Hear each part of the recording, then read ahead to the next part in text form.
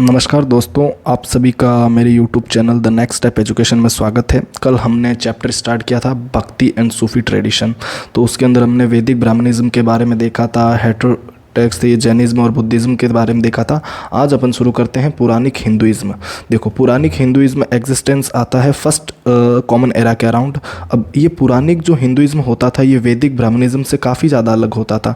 वैदिक ब्राह्मणिज्म में हमने देखा था महिलाओं और जो आपके शूद्र होते हैं उनको वेदों का अध्ययन करने की अनुमति नहीं होती थी। एक समाज का निश्चित समुदाय ही ब्राह्मण के द्वारा परमात्मा से जुड़ सकता था, तो उसकी काफ़ी सारी कमियां थी, जिसका साउथ के अंदर इन्होंने इन ब्राह्मणों के जो रीति रिवाज थे इनका काफ़ी ज़्यादा विरोध किया जाने लगा और बहुत सारे लोगों ने जैन और बौद्ध धर्म को भी अपनाया था। तो इसके बाद में जब अपन पुरानिक हिंदुइज्म के अंदर बात करते हैं तो सबसे पहले तो देखो इसके अंदर काफ़ी सारी देवी देवताओं को इंटीग्रेट किया गया था, यानी कि जिस व्यक्ति को जो धर्म चुनना है, जो धर्म अपनाना है, वो धर्म अपना सकता है, वो धर्म चुन सकता है, यानी कि उन देवी देवताओं की पूजा कर सकता है।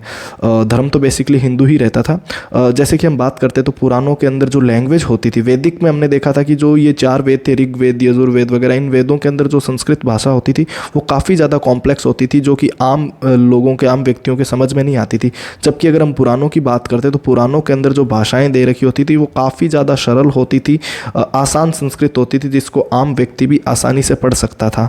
तो एक तो ये थे। और वैसे अगर देखा जाए तो पुराणों के अंदर वैसे तो काफ़ी सारे पुराण हुए, लेकिन हमारे पुराण के अंदर 18 महापुराण हुए जो काफ़ी ज़्यादा महत्वपूर्ण रहते हैं। उसके बाद अगर देखो आप, मैंने ये भी बताया था कि जो ऋग्वेद होते थे, जो भी मान लो वेद वगैरह होते थे उसको आम लोग वगैरह नहीं पढ़ सकते थे, जैसे कि महिलाएं और शूद्रों को नहीं पढ़ने दिया जाता था। जबकि पुराणों के अंदर ऐसा नहीं होता था, पुराणों को आम व्यक्ति भी पढ़ सकता था, उनके अंदर भी कोई दिक्कत नहीं आती थी, यानी कि वो आसानी से पढ़ सकते थे। और इसके बाद में ये भी था कि जो पुराण होते थे इनके अंदर जो आपके स्टोरी होती थी, मतलब काफ़ी सारी देवी देवताओं और उनके अवतारों की कहानियाँ होती थी, जिसको इंटीग्रेट करके बताया गया था ताकि आम लोग उसको आसानी से समझ पाएँ। इसके अलावा हम देखेंगे कि जो पुराण होते थे इनके अंदर मुख्यतः विष्णु, शिव, यानी कि जो देवी होती है, शक्ति, उनकी पूजा की जाती थी। और इनके अलावा उनके अवतार होते थे, इनक्रेनेशन होते थे, उनकी भी पुराणों के अंदर पूजा बताई गई है। देखो, अगर हमने कल ये देखे थे कि 18 वैदिक जो आपके ब्राह्मणिज्म थे उसके अंदर अगर हमें पूजा करने के लिए जुड़ना पड़ता था तो हमें पंडित वगैरह के यूज़ करना पड़ता था, पंडितों की सहायता लेनी पड़ती थी।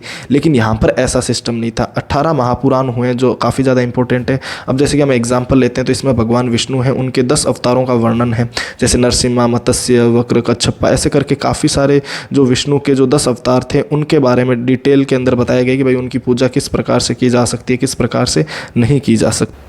देखिए, 18 महापुराण थे।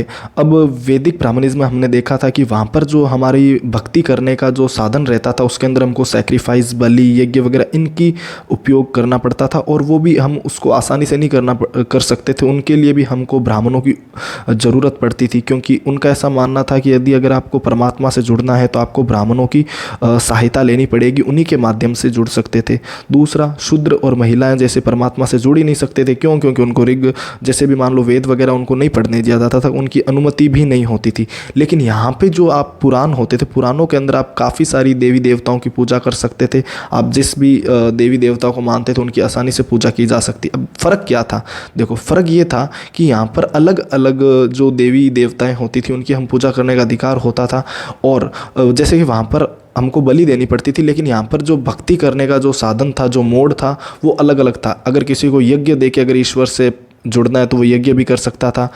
तांत्रिक पूजा जैसे कि अपन शिव की देखते हैं तो काफ़ी सारे जो तांत्रिक लोग हैं वो तांत्रिक पूजा करके शिव की प्राप्ति करते हैं। इनके अलावा ये जो सॉन्ग है, सॉन्ग यहाँ पर बेसिकली मतलब लिया गया है कि जो भजन वगैरह होते थे हम उनका भी उपयोग करके, मंत्रों का उच्चारण करके भी हम क्या कर सकते हैं कि उनका उपयोग ले सकते हैं। इसके अलावा और क्या रहता था? और ये रहता था कि इनके अलावा ये सारी जो चीज़ें ये निकल के हिंदुइज्म के अंदर आती है, ठीक है। और क्या होता था? देखो, एग्जाम्पल के तौर पर हमने लिया शिव की। शिव क्या थे?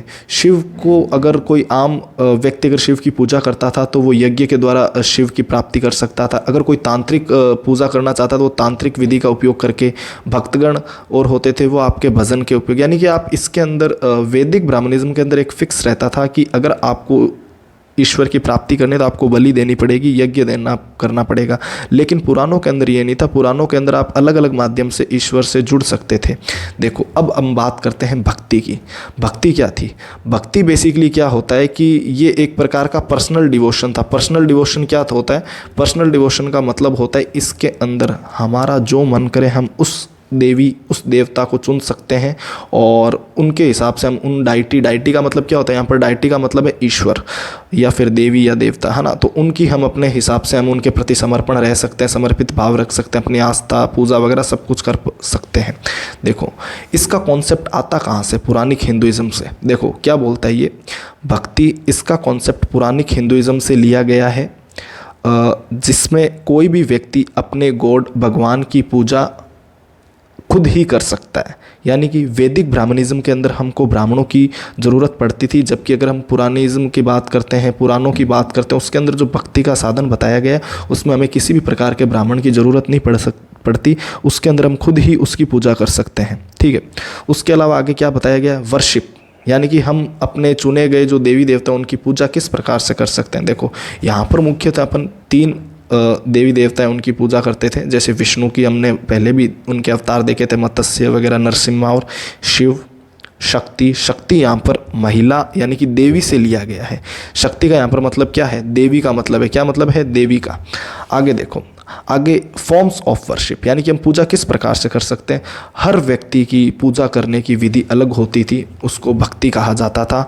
कुछ लोग गा के, जैसे कि हमने ऊपर देखा था कि कुछ लोग तांत्रिक विधि का उपयोग लेते थे, कुछ लोग यज्ञ करते थे, कुछ लोग भजन गा के अपने अपने देवी आराधनाओं से जुड़ते थे। ये सब चल रहा था। इसके अलावा देखो उस वक्त क्या चल रहा था। देखो भारत थे, भारत के मुख्यतः 2 भाग थे, उत्तर भारत, दक्षिण भारत। उत्तर भारत में वैदिक ब्राह्मणिज्म का काफ़ी ज़्यादा प्रचलन था, वहाँ पर एक निश्चित देवी देवताओं की पूजा की जाती थी। लेकिन जो दक्षिण भारत है, जो साउथ है, वहाँ पर ये काफ़ी ज़्यादा ये चीज़ें सारी अलग होती थी। कैसे अलग होती थी ये देखो, by early centuries Brahmanism tradition spread towards south India. यानी कि ये लोग जो साउथ के अंदर, नॉर्थ के अंदर जो लोग वैदिक ब्राह्मणिज्म को फॉलो करते थे, ये धीरे धीरे साउथ के अंदर मूव करने लगे। ये लोग साउथ की तरफ आए और साउथ की तरफ आने के बाद इन लोगों ने क्या करा? ब्राह्मण वैदिकिज्म को फैलाने की कोशिश करी। लेकिन ये लोग क्या होते थे? ये जो यहाँ पर रहने वाले लोग होते थे, ये इनका पूजा अर्चना करने की विधि काफ़ी ज़्यादा अलग होती थी, जबकि यहाँ पर इनकी पूजा अर्चना करने की काफ़ी ज़्यादा विधि अलग होती थी। इनके बारे में अपन अगले नेक्स्ट वीडियो के अंदर डिटेल में पढ़ेंगे कि किस प्रकार से उत्तर भारत और दक्षिण भारत के अंदर पूजा भक्ति लेके, अगर हम भक्ति ट्रेडिशंस को लेके अगर बात करते हैं, वो किस प्रकार से अलग थी। और फिर अपन देखेंगे कि कैसे ये दक्षिण भारत के अंदर आपके भक्ति जो मूवमेंट है, जो आपके भक्ति आंदोलन है, शुरू होता है। धन्यवाद।